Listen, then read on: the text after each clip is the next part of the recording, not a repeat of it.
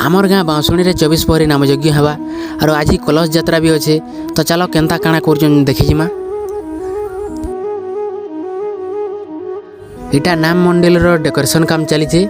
इटा देखी पारतबो इटा नाम मंडली भितर भी इटा काम चली डेकोरेशन काम।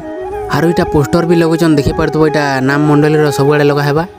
और इटा बादल बढ़िया काम करछे हेति लगे इटा सम्मान करा होइछे। नाम मंडली काम माने बाकी अच्छे ताली। और इटा अधातिया होइछे देखी पारतबो। और आज बेलबुड़ा तक सब रेडी कर देबे। और बेलबुड़े कलश गले बुड़ाबे। इे लिची बल्ब बुला लगौन देखी पारतबो वायरिंग करुचन। इटा नाम मंडली भितरे गले बैनर मैंने लगा होची। और एंताटा सब आड़े लगा हेबा। तो पिला मैंने इटा लगी पड़ीचन लगाबार लगे। इटा इमाने गुड़ादू अच्छन। इटा इमाने काम नहीं करबार। इमाने खाली बोलुचन सभे काम कला बेल कि इमाने खाली बसईचन और खिंदरुचन। क्या गुंडा बनेगा रे तू। इटा नाम मंडली सनसेट भी आसीगलान देखी पारथबो।